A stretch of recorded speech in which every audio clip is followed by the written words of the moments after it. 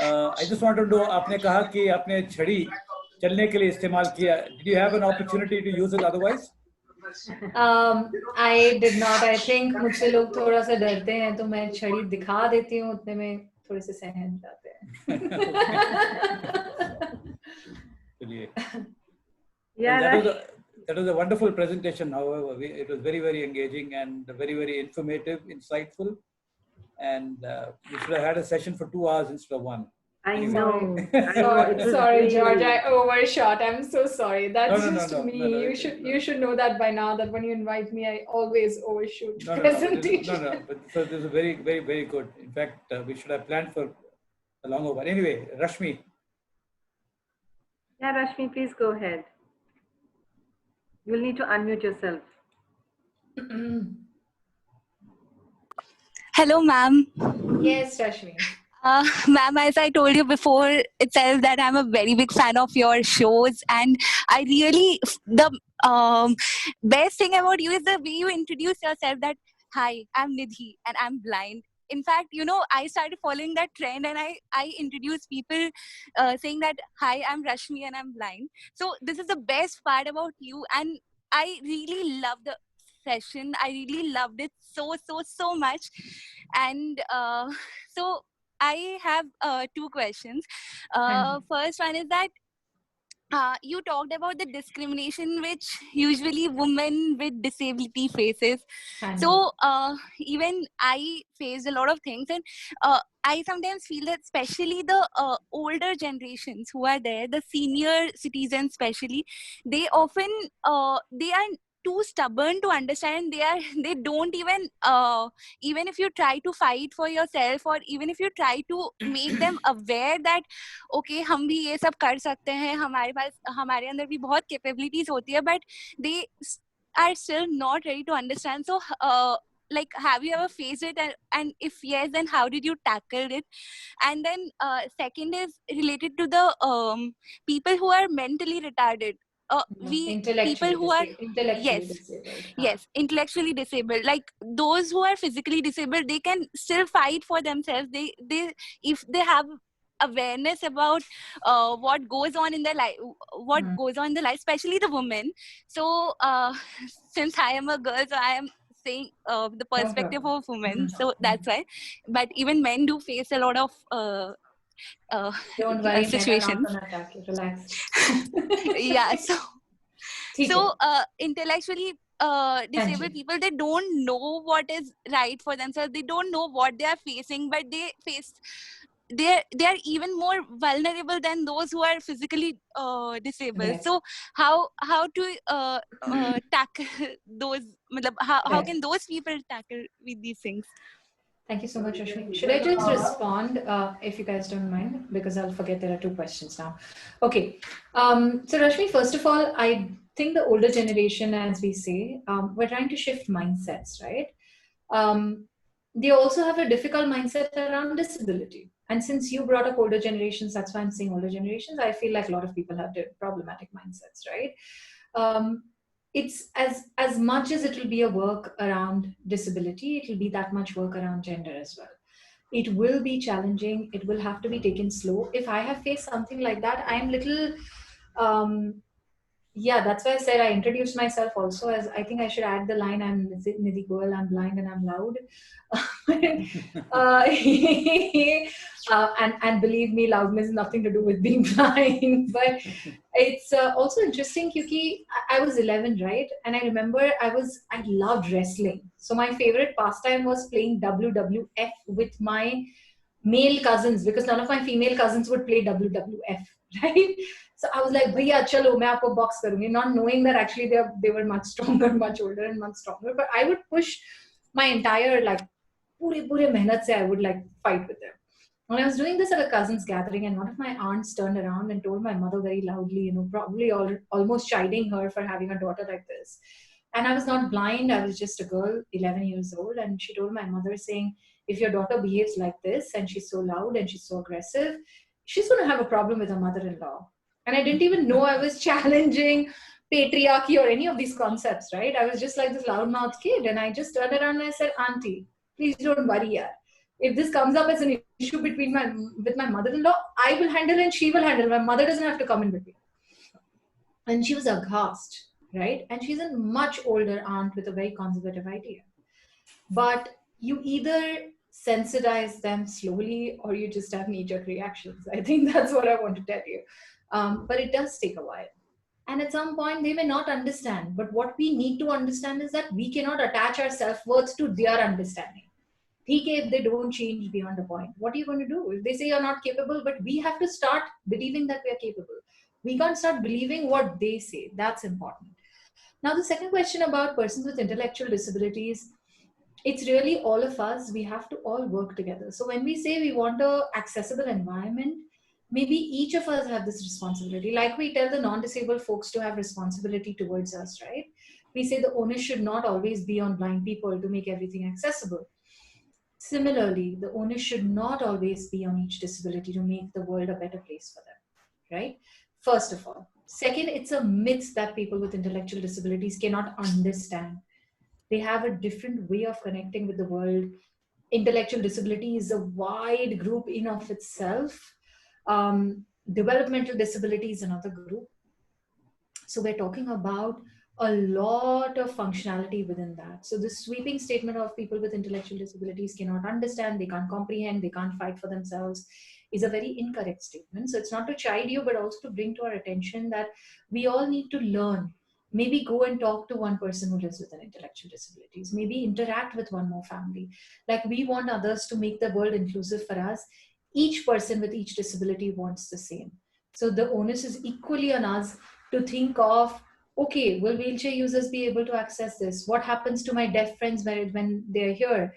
It's similar to that. Yeah. So just want to keep this response short. Intellectual disability is a whole new gamut. It cuts across legal capacity and a lot of more conversations needed. But also trust them. When they say that we experience this, trust them. This often happens when women who are intellectually disabled say, this person touched me or harassed me or violated me. Mostly the response is, nahi, tum pagal ho, tumko kuch pata nahi. Yeah. Thank you. And thank you, Rashmi, for your kind words. Okay, thank you, Nidhi, for that response. We have a question from Sania Gandhi, who asks that as teenagers, how can we extend empathy towards women with disabilities? Just by engaging. I think it's easy. As teenagers, I think teenage is the best age to start engagement with diverse groups. Because at that time, you think, disability is considered an anomaly, okay? Largely even in society, even today, to be very honest. And when you're a teenager, you have that adventurous spirit saying, "Acha, chal kuch alag karte hain." And I think वो कुछ अलग करने में ही अगर आप एक दो कदम उठाएं और people with disabilities across disabilities के साथ interact करें, right? Go listen, yeah. Don't have those inhibitions. Ask them. Saying, "Acha, can you read and write?" Okay.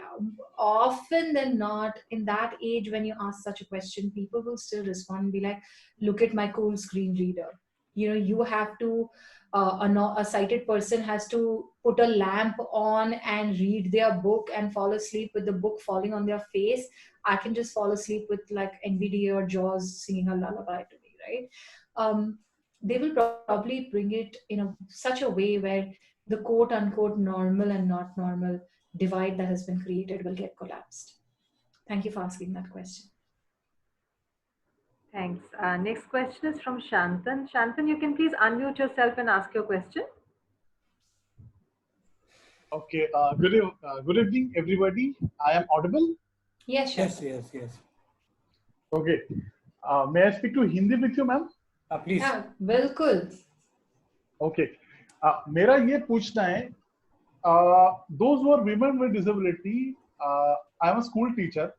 So मैंने face किया है in West Bengal and in Calcutta also. Those who are women with disability, उनका एक fear रहता है how to tackle in them due to inaccessible environment and due to do not awareness in their parents. ये parents को awareness होना चाहिए, ये तो बात सही है, लेकिन सबसे पहला बात ये है हर जगह पे एक्सेसिबल टॉयलेट होना चाहिए विमेन विद डिसेबिलिटी के लिए, क्योंकि those for women disability, I just a minute, I searched the data. So in our area, in our generation, are more used to, more accessible. I am studying in Jadavpur University. They are more free and they are more accessible. But in the in context of any village, in any suburbs, are not accessible. My question you to is that many अभी तक यहाँ पर awareness create करना चाहिए और हम लोग को एक साथ मिलकर करना चाहिए. तो कैसे ये शुरू करें? How to start with that? Thank you so much. ये सवाल बहुत अहम है. आप इस सवाल को लेकर आए, बहुत बहुत धन्यवाद. आई थिंक ये बहुत कई पहलू हैं इस सवाल के. सबसे पहले अवेयरनेस कैसे क्रिएट करना चाहिए. आप जहां से भी शुरू करेंगे वो सही जगह है अवेयरनेस की बात करने के लिए, राइट. आप अगर लोगों को जाके जो बिल्कुल एंगेज नहीं करते हैं डिसेबिलिटी के साथ, उन्हें यदि आप कहेंगे कि विकलांग लड़कियां भी स्कूल जाती हैं, तो वो ऑलरेडी अवेयरनेस शुरू हो जाता है वहां से, ठीक है. पर आप जो ये दो बातें कह रही हैं, जो विकलांग महिलाएं खुद या विकलांग लड़कियां खुद एक्सपीरियंस करती हैं, राइट. एक तो एक्सेसिबिलिटी नहीं होती है, इसका उन्हें बहुत डर होता है. ये सिर्फ एक्सेसिबल टॉयलेट्स की बात नहीं है. एक्सेसिबिलिटी नहीं होती है, इसका डर क्यों होता है? क्योंकि उन्हें पराये लोगों से मदद लेनी पड़ती है. जब आप पराये लोगों से मदद लेते हैं तो दो तरह का उसका परिणाम हो सकता है. या तो लोग आपको नेगेटिव परिणाम की बात कर रहे हैं, या तो लोग आपको धुतकार कर सकते हैं, कम समझ सकते हैं कि देखो यार इसको मदद की जरूरत लगती है तो बोझ ही है, राइट. या तो एक वो नेगेटिव रिएक्शन होगा. दूसरा नेगेटिव इम्पैक्ट होगा कि आप और वल्नरेबल हो जाते हैं हरासमेंट अब्यूज के. तो मैंने एक एक कैंपेन में पार्टिसिपेट किया था, माई बॉडी इज माइन, और उसमें मैंने कहा था कि कई ऐसे दिन होते हैं जहां पर मेरी जितनी सशक्त महिला भी जब किसी की मदद लेती है, और कई दिन होते हैं जब you don't want anyone to touch you, you know, you are just not in this space. आपको नहीं चाहिए कि कोई स्ट्रेंजर आपको रास्ते पर छुए, पर क्योंकि आपको मदद चाहिए, आपको वो एक्सेस किसी ना किसी को देना पड़ता है. तो कई ऐसे दिन होते हैं जब मैं खुद अपने आर्म से खुद को डिसोसिएट कर देती हूँ, राइट, कि ये हाथ हैं मेरे हैं बट मेरे नहीं है. बट इस तरह का लेवल का खुद को तैयारी करना, इट्स नॉट ऑलवेज इजी. तो उन्हें बताना है कि आप मदद किस तरह से ले सकते हैं, जो मदद लेने की बाउंड्रीज हैं. आप एक तो कॉन्फिडेंस पर काम करेंगे तो उन्हें जो नेगेटिव रिएक्शन ऑफ तुम बोझ हो वो कम इम्पैक्ट करेगा. मैं ये नहीं कह रही हूँ इम्पैक्ट बिल्कुल नहीं होगा, बट कम इम्पैक्ट, प्रभाव कम हो जाएगा, क्योंकि उन्हें अंदर से एक कॉन्फिडेंस होगा कि हम एक्चुअली बोझ नहीं हैं, हम बहुत कुछ कर सकते हैं. ये एक हमें इनएक्सेसिबिलिटी की वजह से एनेबलिंग एनवायरनमेंट बनाने के लिए मदद लेनी पड़ रही है. दूसरी बात जो बहुत बहुत अहम है हमारी पूरी कम्युनिटी के लिए, और ब्लाइंडनेस नहीं, डिसेबिलिटी कम्युनिटी के लिए, कि हमें नॉट जस्ट कैसे असिस्टेंस लेना है, बट हमें बाउंड्रीज कहाँ सेट करनी है, हमें कंसेंट कहाँ देना है. ये ना कंसेंट की भाषा हम सिखाते ही नहीं. हम सबको लगता है कि कंसेंट बहुत रोमांस वगैरह रिलेशनशिप की भाषा है, बट कंसेंट एवरीडे इंटरैक्शन की भाषा है. यदि मुझे दाल और चावल खाना है तो आप मुझसे बिना पूछे, मेरे बिना परमिशन के आप मुझे रोटी सब्जी नहीं दे सकते. That's violating what I want. और ये छोटी छोटी बातों से जब हम रिस्पेक्ट करना विशेष नहीं शुरू करते हैं, तो लड़कियों को मैसेज मिलता है कि हम तो कुछ भी बोल लें, होता वही है जो दूसरों को चाहिए. इसलिए बच्चों को भी हमें. हाँ जी सर. हाँ, मेरा और एक क्वेश्चन है. ये जो कंसेंट का बात आपने कही, ये व्हेन women with disability और men with disability जब टीनेज में होते हैं, जब वो लोग स्पेशल स्कूल में रहते हैं, उनका सेक्सुअल जो ओरिएंटेशन वो होना जरूरी है. मैं खुद एक स्पेशल स्कूल में पढ़ा हूँ. मैं जब टीनेज था, मेरा सेक्सुअल ओरिएंटेशन था, my family was educated, so that's why I was educated. But those who are not educated due to their circumstances, how do they educated? And I want to contact you, so can you give your new email ID? I think email ID George can share with everyone. जिन भी participants को हमें contact करना है, वो मेरा email ID George या आईवे से ले सकते हैं, या हमारी वेबसाइट है risingflame.org. उसके टीम पेज पर आप नीचे हमारी सब पूरी टीम की email IDs हैं, तो आप वहां से कांटेक्ट कर सकते हैं if you're okay with that. ठीक है. risingflame.org, risingflame.org. just to respond quickly to आपने जो कहा, ये consent जो है ये हमें समझता नहीं है. हम हमारे सेक्टर में कई लोगों को लगता है कि सेक्सुअलिटी की बातें इंपॉर्टेंट नहीं होती हैं. ये बहुत इंपॉर्टेंट होती हैं, क्योंकि जो पूरा कंस्ट्रक्शन ऑफ सेल्फ है, ठीक है, आप क्या चीज को नॉन नेगोशिएबल मानेंगे, आप किस तरह से असिस्टेंस ले सकते हैं डिग्निटी और सेफ्टी के साथ, आप किस तरह से खुद की चॉइस बता सकते हैं, आप किस तरह से रिलेशनशिप को नेविगेट कर सकते हैं, आप किस तरह से वायलेंस से या तो खुद को बचा सकते हैं, या जब यदि वायलेंस हो तो आप बोल सकते हैं. और वायलेंस हुआ तो बोलने के और भी बहुत पहलू हैं, कॉम्प्लिकेशंस हैं, लेकिन ये सारी जो चीजें हैं ये कंसेंट और सेक्सुअलिटी से रिलेटेड हैं. तो हमारा बॉडी और पर्सनल स्पेस क्या होता है. अब कई बार मैंने देखा है, और ये मैं जरूर कहना चाहूंगी, क्योंकि हमारे कम्युनिटी एंगेजमेंट्स में ये कई बार होता है कि हम क्यूरियस होते हैं, तो कई लोगों ने मेरा हैंडशेक करते करते मेरे घड़ी तक पहुंच जाते हैं, मेरी चूड़ियों तक पहुंच जाते हैं, राइट. और ये blind main and women both have done this, right. It could be out of curiosity, it could be out of creepiness. But the problem is, because we do not have these open conversations around boundaries, around limits, around consent, this becomes violating boundaries.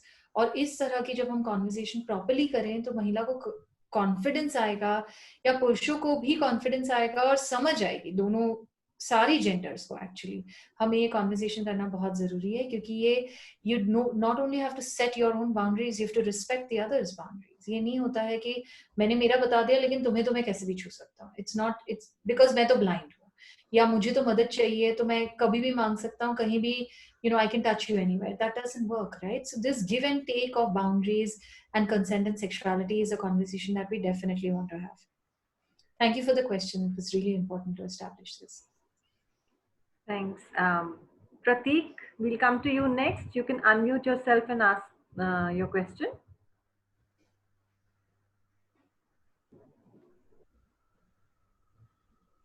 Yeah, Prateek, you'll have to unmute from your own end.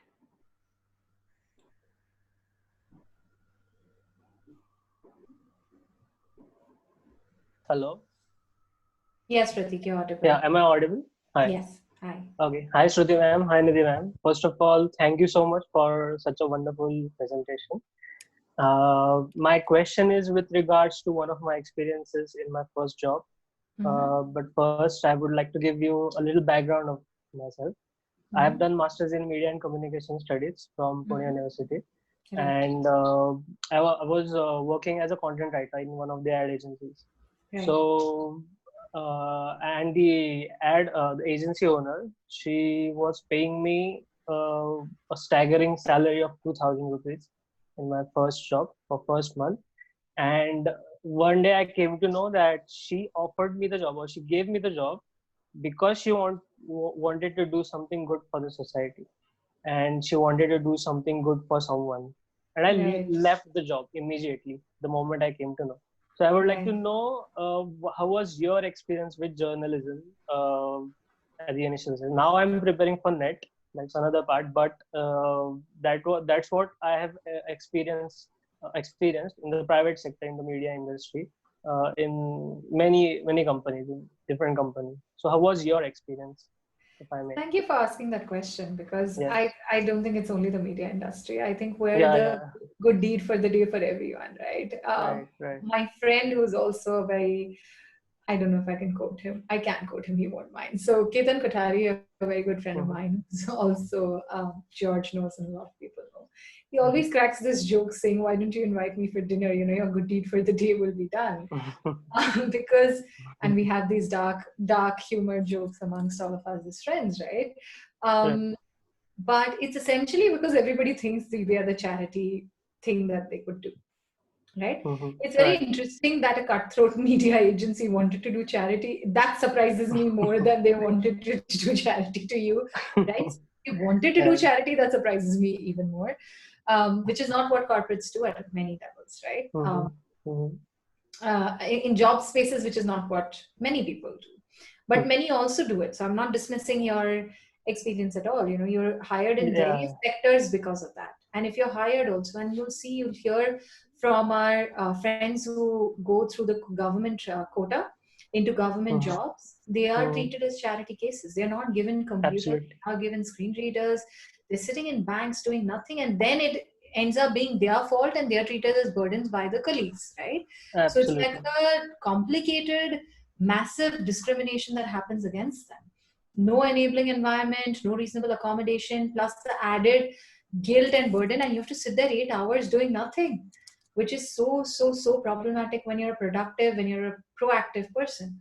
So anyway, coming back to your case, or trying to connect it with mine, I only did internships with, if I had to say, a mainstream newspaper or mainstream media agencies, and then I moved into writing for magazines. So I did not face this in the role that I played at women's magazines, online education portals, and then I worked with an author to work on translation of their books, etc. So I have been in very different spaces in journalism, and I did not face this. But tokenism and sort of charity models are not something that are unheard of. I'd just like to also share that we're in this space where we will have to negotiate our passion with tokenism. For example, if you'd stayed into the job, right? Not to say what you did was wrong or right. I'm just giving an example on an alternative scenario. Right. That if you stayed into the job, probably if you worked really hard means which you would do with your dedication and passion, and turned out productive, the same person would probably change their idea. Right? Would probably change their idea and be like, oh my God, this is my competent employee, from like, you're the good deed of my day. It may not change, it may change, but it depends on each individual how they want to decide around that. So totally with you in your decision, but just wanted to present an alternate scenario. Yes, I would just like to know, just want you to know that concerning all these experiences, I'm writing my first novel, which includes the internal world of disabled community. So if you can provide me some email ID where I can contact and share you a few details, if you can just help me out in, it can be a great help if I get a few more perspectives about, disabled world and what you are working in right now in your subject. It would be a great help. Absolutely. So again, on the website, you could go and find, in case you don't remember, I'll just share the email ID here for everyone, so that, we're going live on Facebook. Sorry, we'll just type it on chat. Yeah, and also we can send it via email. We have their emails and WhatsApp numbers. So yeah, I think we'll just send it to people who want it. Yeah, that's just easy. Okay. Yeah. Thank you. Thanks a lot. Thanks, Prateek. Thank you. Chandranath ji, you have a question. I have unmuted you from my end. Please unmute your audio and go ahead and ask.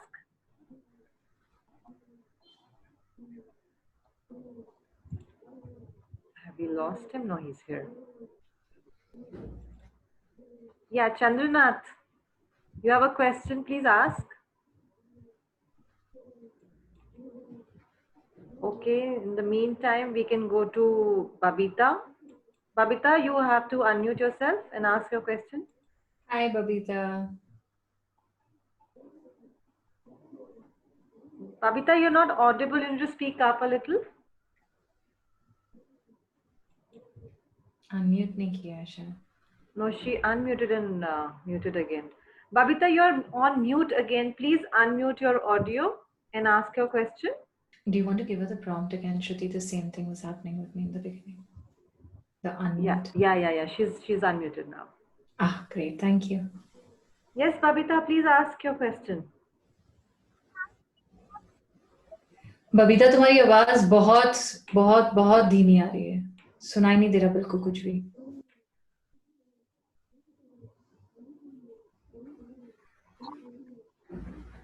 Okay, well, Babita fixes it. I'm going to call out to Chandranath once again. Chandranath, can you unmute yourself, please? Yes, you're unmuted. That's Babita's audio. Oh, brilliant. Okay. Okay, sorry about this. No, please don't. We'll go to Anirban in the meantime, yeah? Anirban, you can unmute yourself and ask your question, please.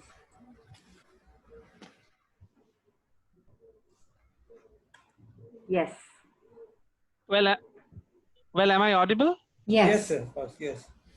Yes. So good afternoon. I would like to thank Nidhi ji for what was a fantastic and a brilliant presentation, as I've mention. Now, actually, you have given me and people like me a scope to look at ourselves also, because we, the men with disability, I for myself, I also do sometimes feel it difficult to negotiate the boundaries that you were talking about, insofar as understanding or reading the consent is consent. And now I would like to ask you a rather difficult question. But we have seen in our days, our student days, right from our student days, what I have seen, and I have heard from elsewhere, that people, women with disability, and since you have spoken so eloquently and so lovingly about the community, I learned, and I have picked up from elsewhere, that women with disability are also extraordinarily vulnerable in their own communities, and harassments and abuse even takes place in such closed spaces, in such narrow, or what should I say, such confidential spaces, that is very difficult for them to negotiate, like the institutions or the shelters or something like that. Now, how can it be tackled? What should be the mechanism? And yes, there is a law and order chapter to that. You can go and file complaint, and that is the thing. But you understand even better than I do, that it often becomes very difficult for a woman, or for a girl for that matter, a teenager for that matter, to go out and lodge complaint against some of her harassers. So how can that discussion be opened in our own community, inside our own community?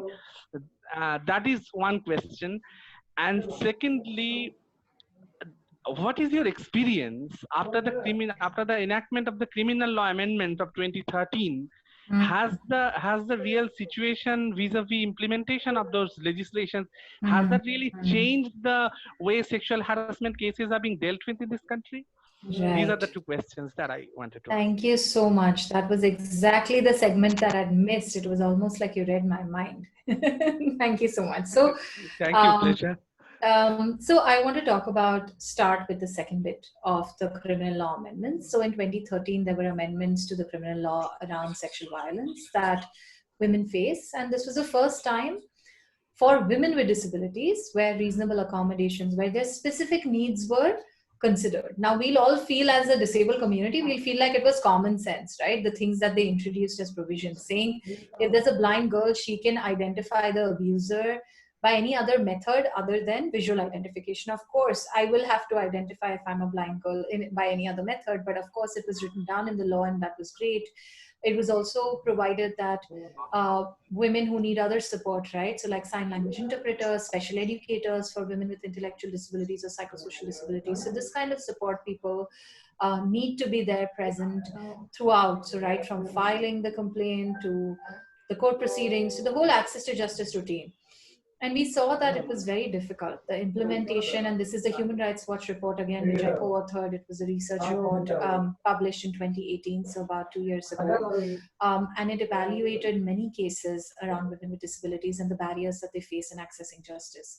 Let me give you one example from that report, one case study from that report. A blind woman in Bhubaneswar actually got raped within, when she had gone for vocational training, by a blind professor there.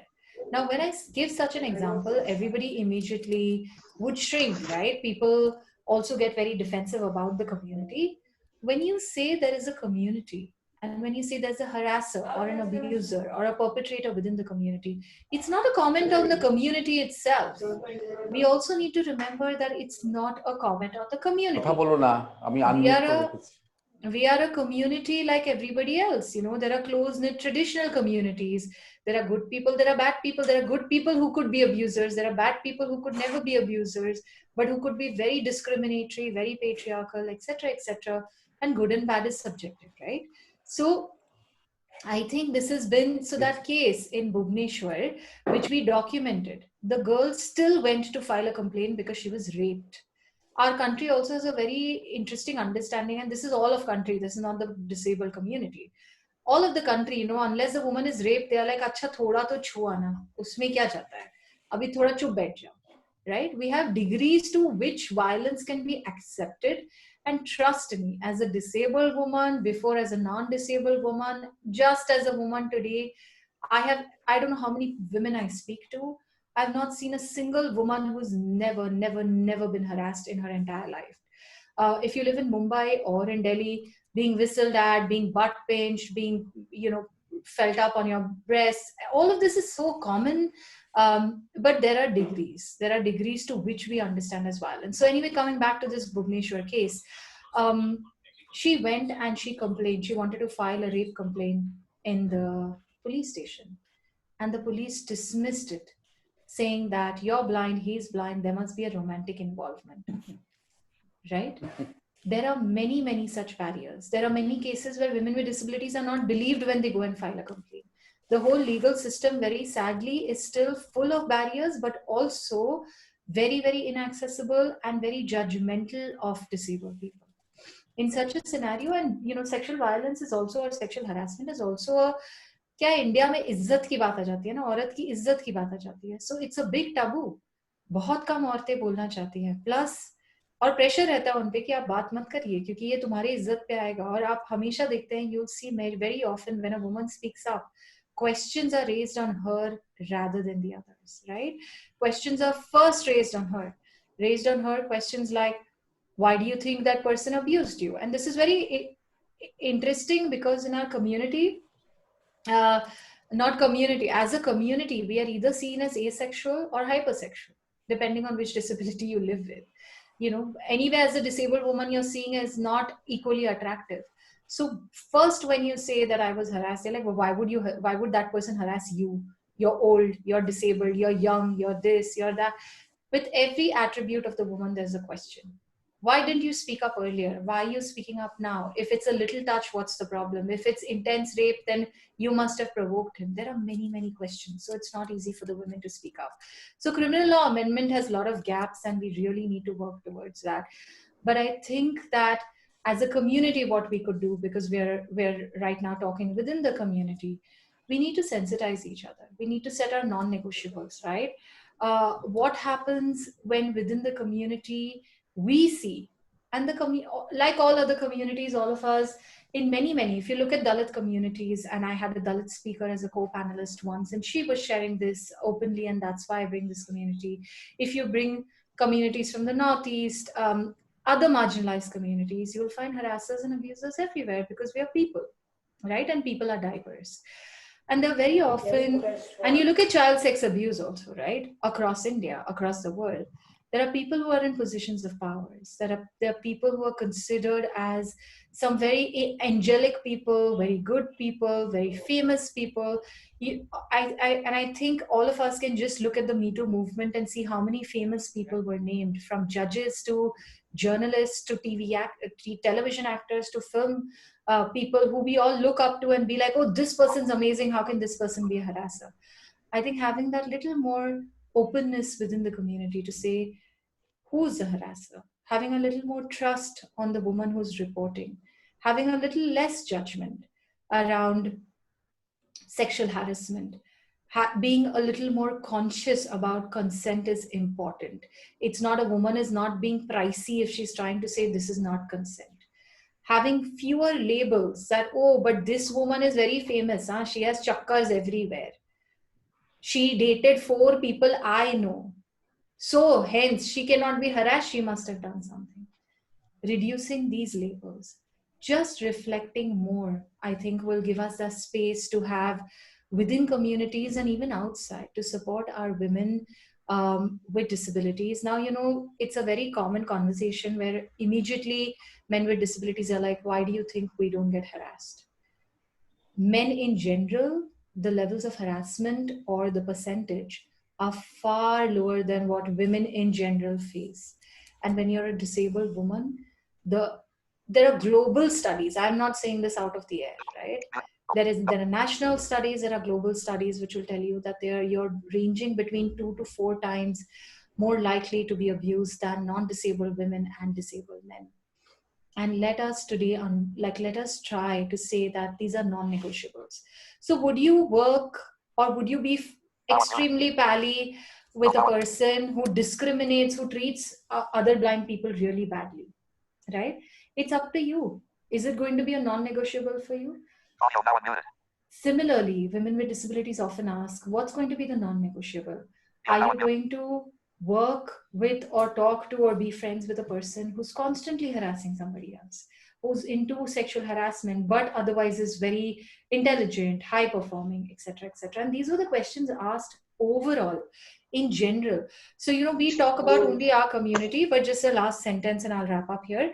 When reports came up about academia, and men who were within academics who were harassers, right? Who were sexually harassing women. The first question was, but they're such amazing academics. Yes, they were. So what? Right? Where is our non-negotiable? They're such amazing journalists. Yes, they were, but they were doing workplace harassment in a big way. So I think knowing our rights and having all of these reflections and slowly working on each of ourselves and really pointing out at open secrets. I think harboring open secrets is the biggest problem. I was having a conversation with someone a few days ago, one of the victims in the Me Too movement, in the larger Me Too movement, a non-disabled woman. And we were sharing notes about her workplace and our community. So I was sharing notes with her and she said, yes, but people come up and say, but that guy was such an amazing editor, so we did not want to speak about it. But of course we knew he was harassing women. Is that, of course, okay to have, is the question.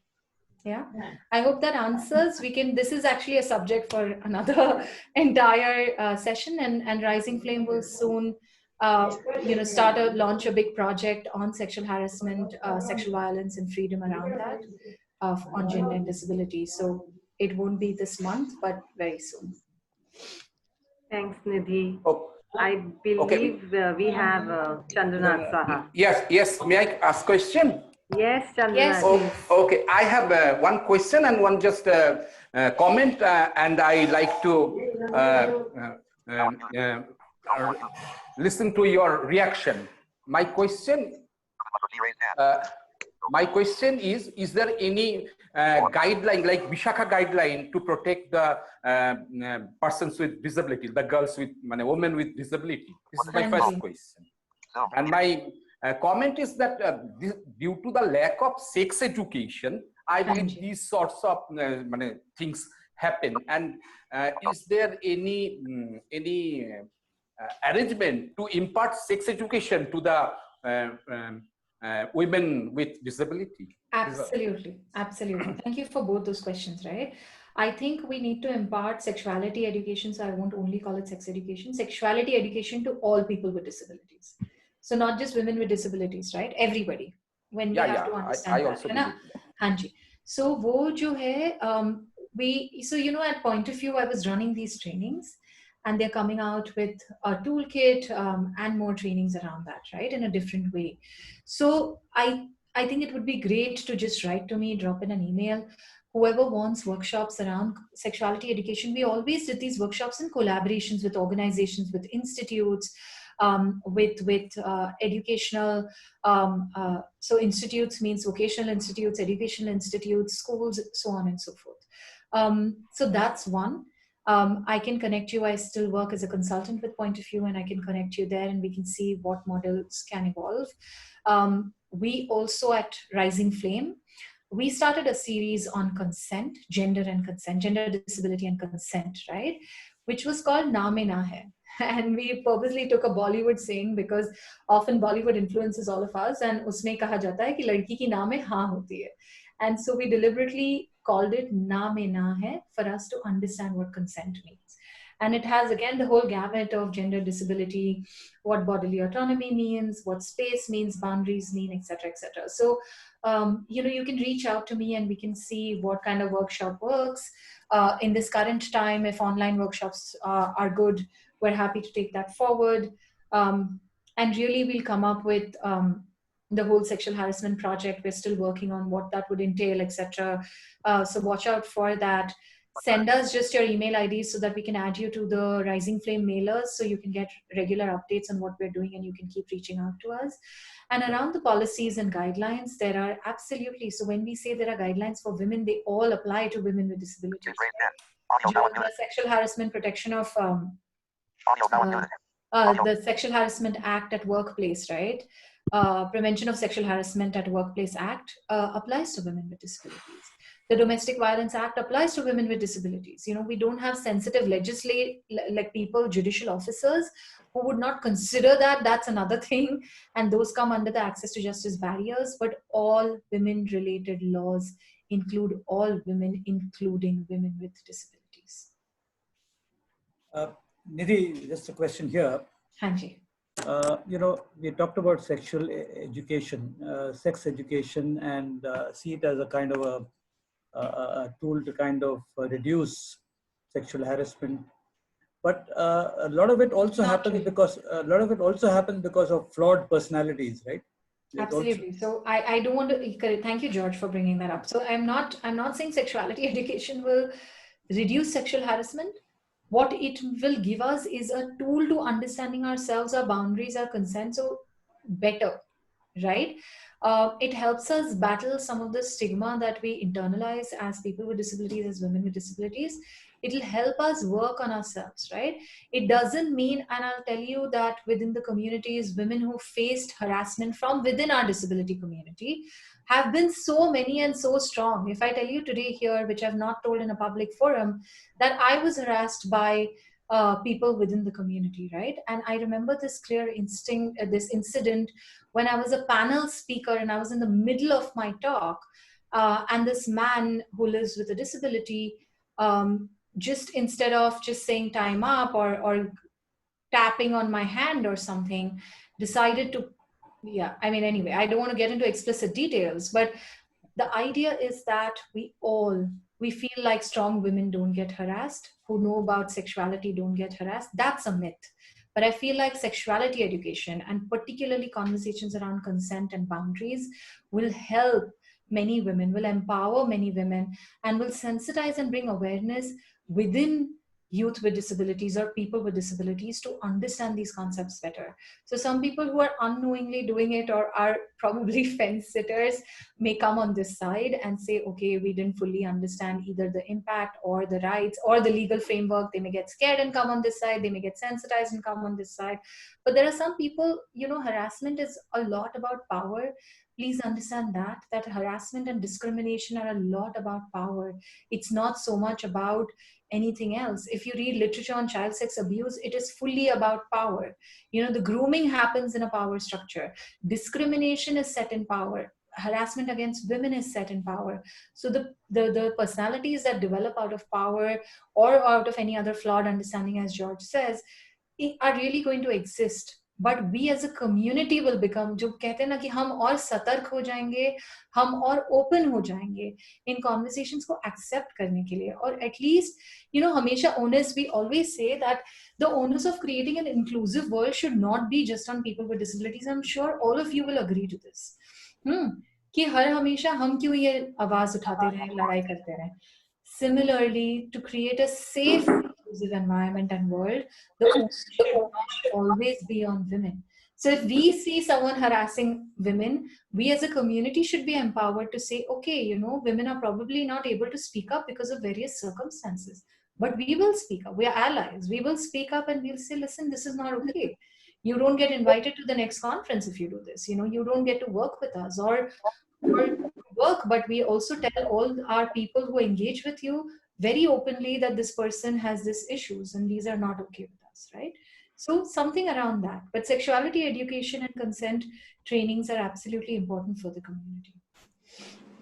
I'm happy to go on for another 10 minutes, George, and then I'll have to sign off. I'm sorry.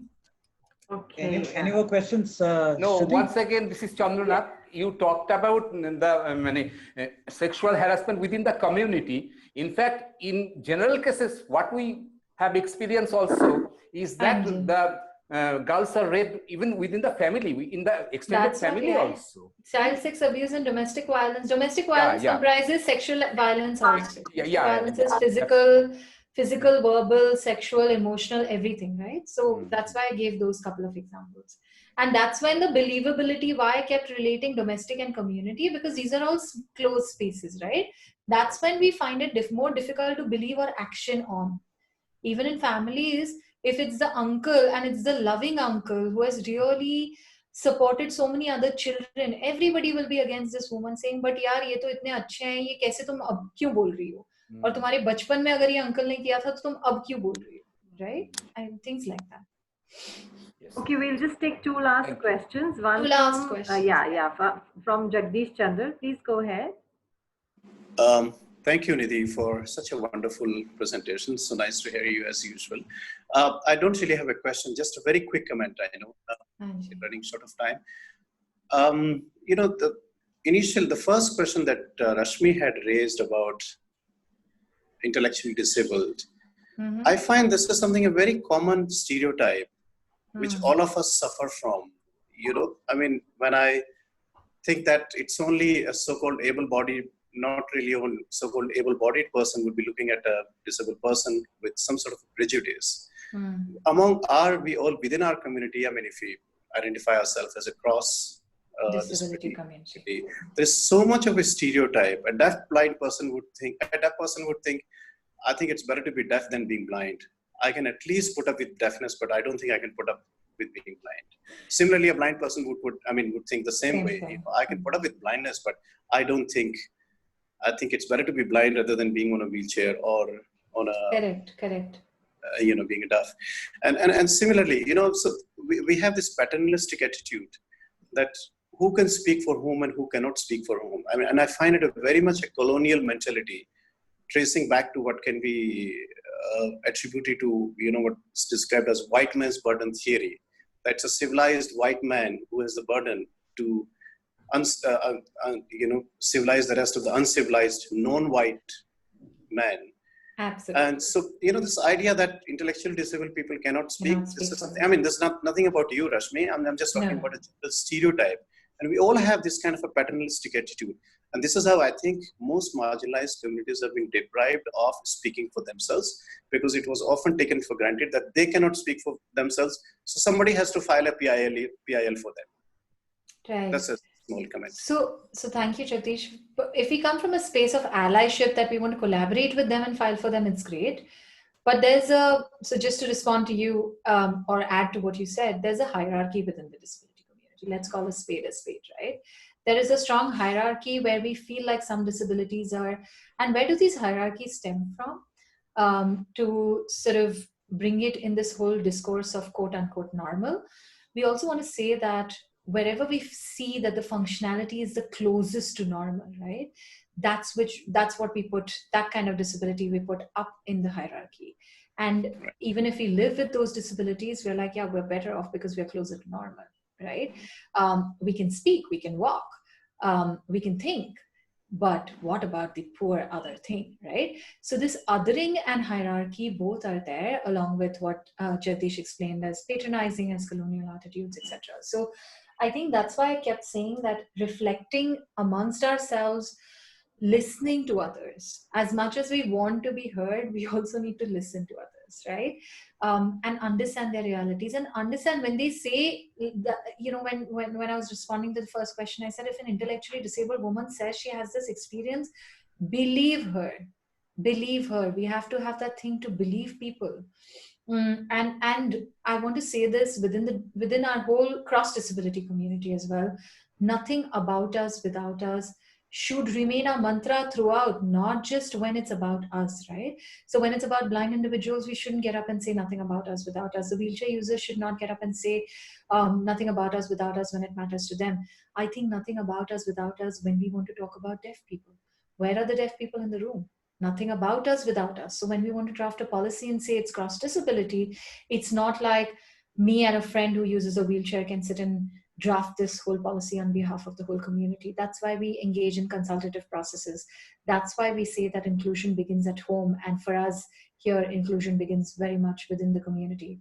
So challenging our internalized ableism, not just towards other people with disabilities, not just towards other people with blindness. So if I'm blind, this rating of like low vision is better than being fully blind, and then blind is better than being deaf or whatever else.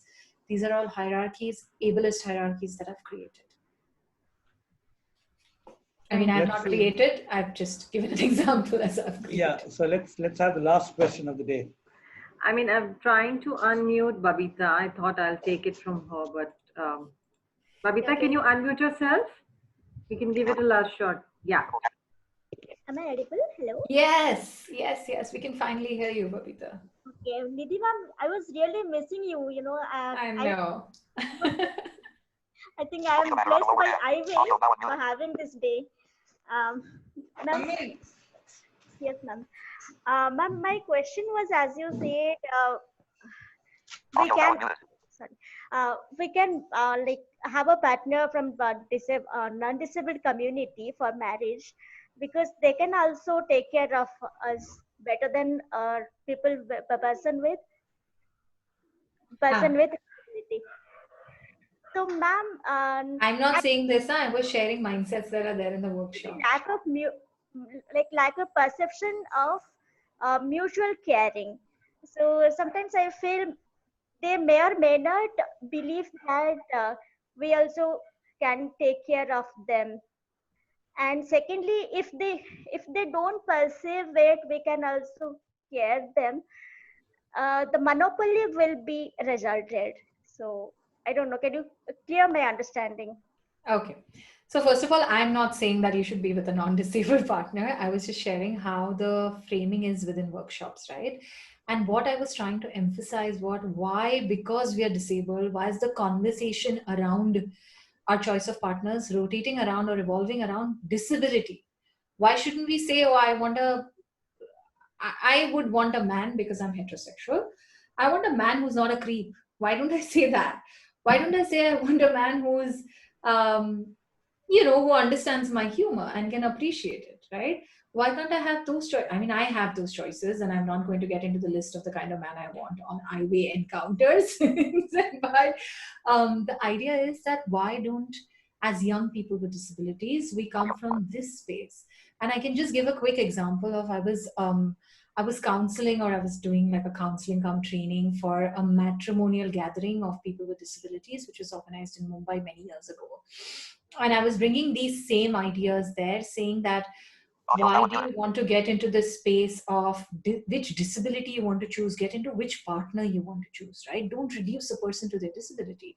And I was asking, what kind of partner do you want? And again, the responses was, a blind man stood up and said that, oh, I want a partner who, loves long drives. And I was like, this is interesting. Long drives are something cool, very Bollywood driven, but very cool. And he said, so I want a sighted girl because she can take me on long drives. I'm like, but will you ask her if she knows driving? It's this assumption that if there is a non-disabled partner, they will do everything for you, and they should do everything for you, right? This first is my problem is that. Then there was a blind girl who stood up and said, I also want a sighted partner because, I get many documents and I want someone to read it. Are we looking for a reader, or are we looking for a partner? Right? Our understanding. And then then I was doing a parents focus group, and there was a young mother who had a young son with a disability, and she said, I have his life mapped. By 22 or 3, he will finish his masters. 24, I'll get him married. 26, he'll have the first child. 28, he'll have the second child. And by the time I grow old, I'll train his wife to take care of him. And wife should be sighted and from economically marginalized, so that, she also respects him, because she'll be less in some form, but she will be non-disabled so that she can take care. And then the first child will come, and then the second child will come, and then I will hand over to the wife, and the wife will hand over to the children. And the whole man, the young man who was a teenager living with blindness, his entire life, including reproductive life, was mapped by his mother, just on the grounds of who should take care of who, right? I think this understanding of coming into a relationship is so flawed. And really what will happen, right? You can of course bring in care. There's no question. The problem that this perception is there that disabled people will only be receivers of care, and disabled women will definitely only be receivers of care, because, they'll be like, acha, but tum to ye nahi kar sakti. बच्चा ये करेगा तो तुम कैसे देखोगी? So I'm like, but बच्चा ये करेगा तो तुम नहीं देखोगे? हाँ, but माएं देखती है ना. This is because of the gendered idea of what caregiving really means, right? And if you do something nice, they're like, oh, at least she can do this. But at least they cannot do that. This is their way of expressing care.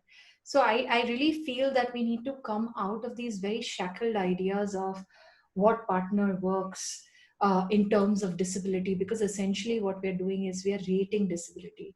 We are attaching a worth to disability. We are reducing a person to their disability.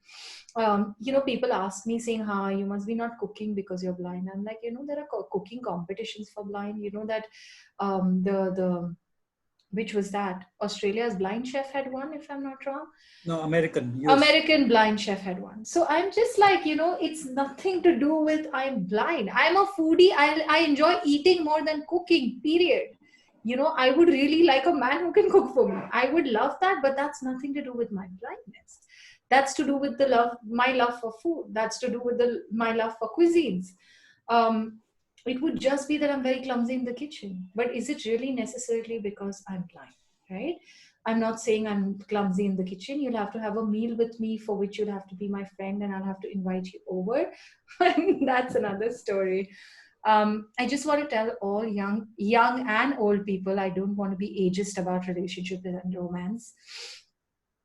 I think reducing your partner's worth to their disability or feeling reduced to your disability because you're disabled and you're in a relationship, you have to think and reflect and evaluate again. Where are we coming from? How much of internalized ableism does this exhibit? Thank you very much, Babita, for asking that. And I keep receiving your WhatsApp, so don't miss me so much. You have my number. Yes, ma'am, I have your number. Right. So I think, Shruti, no more, no? Yeah, we're going to wrap up. There are some hands up, but then those are repeat questions, and then I think we can take them offline. We'll share Nidhi's email ID. Yeah, so let me say my closing piece then. So thank you very much, Nidhi. I think it was a wonderful session. Life, suddenly I realized, has become very complicated. A lot of do's and don'ts I need to the next time I come to Mumbai, I shall kind of try and see if I'm a friend of yours or not by by calling you and seeing if you'll invite me for a cup of tea. George, you're invited. or for you, I'll come to Delhi and make a cup of tea for you. So, well, so thank you so much. And it's been a wonderful session. And I think all of us have thoroughly enjoyed it. It's also been very enlightening. And I think it also given us an opportunity to kind of introspect and kind of look at our own lives, the way we see things. And it's been a great learning for all of us, I'm sure. I'm speaking for myself. So on that note, George, we can kind I of close. Sorry, George, can I just say last 2 lines and thank you as well? Yeah, sure. So for everyone, thank you for being such a patient, engaging and lovely audience. Thank you so much. It means a lot. That you're here and you're asking and you're engaging. It's not really about me or my life. It's about the work. It's about the issues that we all face together as people with disabilities, as women with disabilities, as a community, etc. So thank you so much for that. And I want to leave this open call here that my email IDs can be procured from George and Shruti and the IB team. You can follow my organization and my work on Twitter at Rising Flame Now, @says Nidhi Goyal. You can write to Rising Flame in general on the ID team at risingflame.org, which is in general to park any queries or to get added to our mailing list. You can visit our website, risingflame.org, and we're hiring and we'd prefer and we'd love to have applicants from the community to apply as interns, to apply for full-time positions with Rising Flame. And watch out for our work. Many of these issues are going to be continued through our work and carried forward. And I hope to have an opportunity to someday meet each of you and have a cup of coffee or tea, whichever you wish. Thank you, George, and thank you, Aiwei, for having me here. Thank you. Thanks.